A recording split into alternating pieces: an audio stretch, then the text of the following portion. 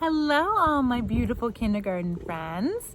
I am here on a beautiful day to read you one of my favorite stories of all time. Now that we're getting to the end of kindergarten, I want to show you some of the best story probably I ever read when I was your age.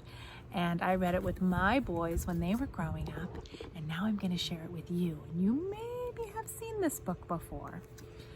It's pretty silly what happens in it. It's called Cloudy with a Chance of Meatballs. And this is a story that my dad used to read to me almost every night whenever I could convince him to. And I would just snuggle up and listen and think about what would happen if the weather was food. So sit back, get comfortable, and enjoy this amazing tale. Cloudy with a Chance of Meatballs is written by Judi, Barrett, and the pictures are by Ron Barrett. So take a look. He's got his plate, and he's getting dinner. He's got his silverware in his pocket. It looks like meatballs tonight from the sky. Cloudy with a Chance of Meatballs.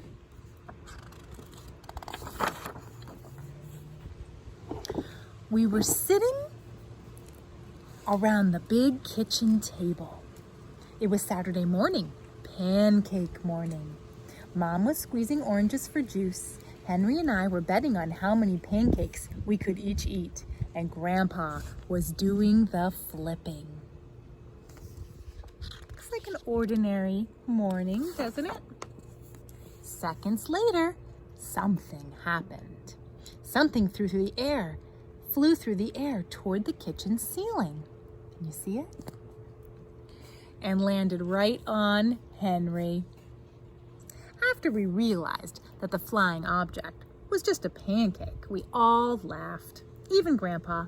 Breakfast continued quite uneventfully. All the other pancakes landed in the pan, and each of them were eaten, even the one that landed on Henry. Do you like pancakes? I love pancakes. That night, touched off by the pancake incident, Grandpa told us the best tall tale bedtime story we'd ever heard.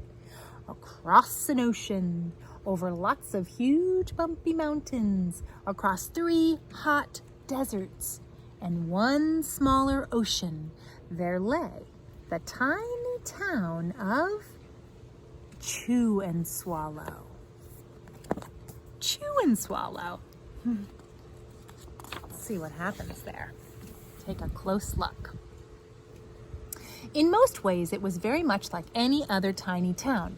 It had a main street lined with stores, houses with trees and gardens around them, a schoolhouse, about 300 people, and some assorted cats and dogs. But there were no food stores in Chew and Swallow. They didn't need any. The sky supplied all the food they could possibly want. The only thing that was really different about Chew and Swallow was its weather. It came 3 times a day, at breakfast, lunch, and dinner. Everything that everyone ate came from the sky. Oh, wow, look. Whatever the weather served, that was what they ate. But it never rained rain, and it never snowed snow, and it never blew just wind. It rained things like soup and juice. It snowed mashed potatoes and green peas, and sometimes the wind blew in storms of hamburgers.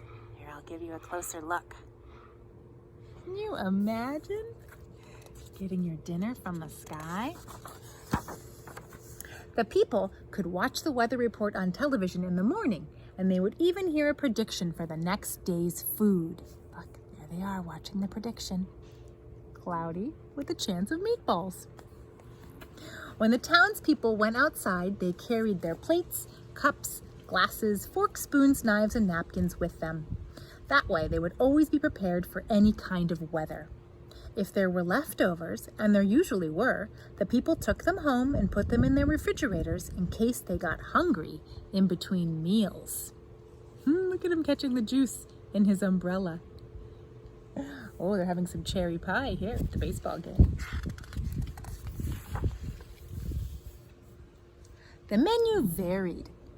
By the time they woke up in the morning, breakfast was coming down. After a brief shower of orange juice, low clouds of sunny side-up eggs moved in, followed by pieces of toast. Butter and jelly sprinkled down for the toast, and most of the time it rained milk afterward. For lunch one day, Frankenfurters, already in their rolls, blew in from the northwest at about 5 miles an hour. There were mustard clouds nearby. Then the wind shifted to the east and brought in baked beans. A drizzle of soda finished off the meal. Look, do you notice anything different about this restaurant? Look at the ceiling. It's open so the food can come down right onto their plates. Dinner one night consisted of lamb chops, becoming very heavy at times, with occasional ketchup. Periods of peas and baked potatoes were followed by gradual clearing with a wonderful jello setting in the west. Do you see it? Wow. The sanitation department, that's like the garbage department, of Chew and Swallow had a rather unusual job for a sanitation department. It had to remove the food that fell on the houses and sidewalks and lawns. The workers cleaned things up after every meal and fed all the dogs and cats. Then they emptied some of it into the surrounding oceans for the fish and turtles and whales to eat. The rest of the food was put back into the earth so that the soil would be richer for people's flower gardens.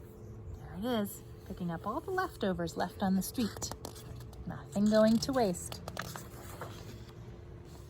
Life for the people was delicious until the weather took a turn for the worse. Look at the newspaper. Spaghetti ties up town. Oh no. Uh-oh. One day, there was nothing but gorgonzola cheese all day long. The next day, there was only broccoli, all overcooked. And the next day, there were Brussels sprouts in peanut butter with mayonnaise. Oh no, at her birthday party. Another day, there was a pea soup fog. No one could see where they were going, and they could barely find the rest of the meal that got stuck in the fog.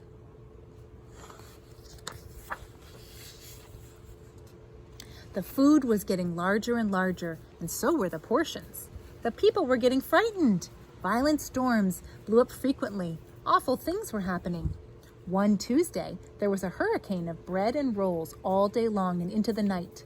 There were soft rolls and hard rolls, some with seeds and some without. There was white bread and rye and whole wheat toast.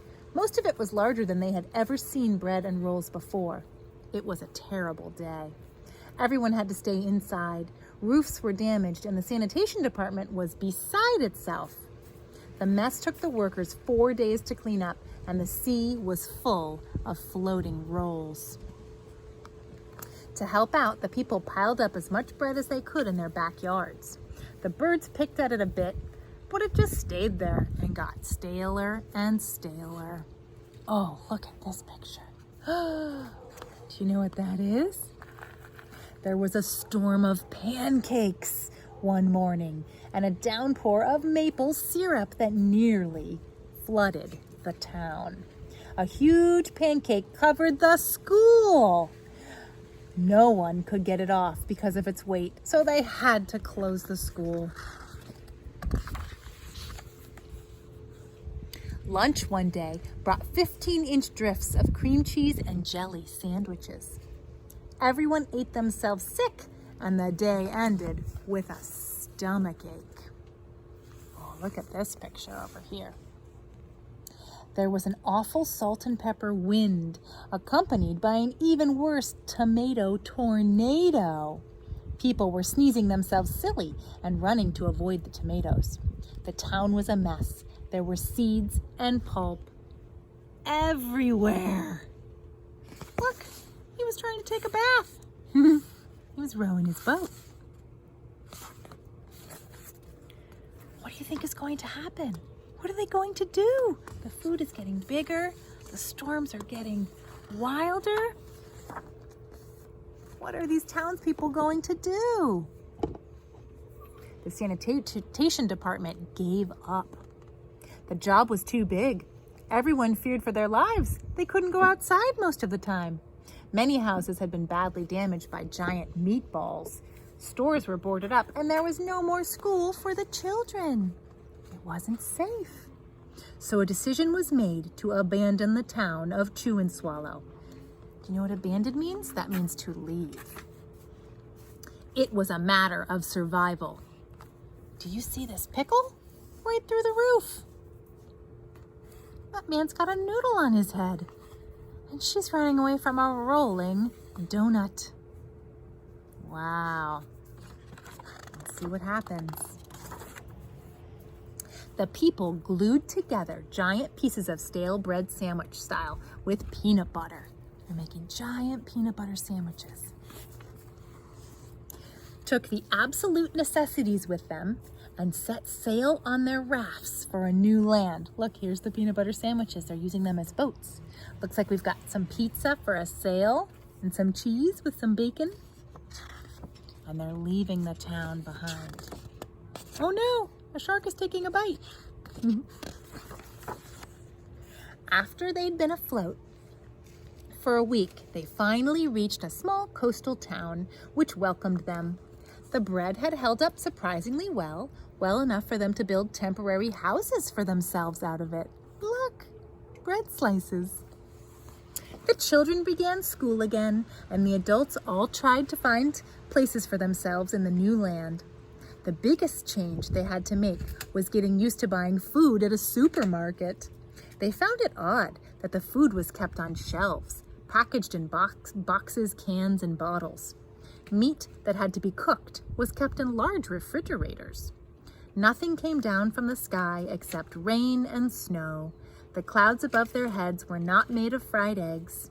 No one ever got hit by a hamburger again. And nobody dared to go back to Chew and Swallow to find out what happened to it. They were too afraid. Henry and I were awake until the very end of Grandpa's story. I remember his goodnight kiss. So remember in the beginning of the book, this was all a story that Grandpa was telling us. The next morning, we woke up to see snow falling outside our window. We ran downstairs for breakfast and ate it a little faster than usual so we could go sledding with Grandpa. There's Grandpa. It's funny, but even as we were sliding down the hill, we thought we saw a giant pat of butter at the top, and we could almost smell mashed potatoes. Doesn't that look like mashed potatoes? The end. Do you wish that the weather could be food? And if it was, what would you want to come raining down today? Have a wonderful day, everybody. Go out and read your favorite stories with someone that you love. And oh, so you know, there is a sequel to this book. I'm trying to remember what the next book is called. I think it's called Pickles to Pittsburgh. If you can find it, you can find out what happens next in the story of Cloudy with a Chance of Meatballs. Have a great day, everyone.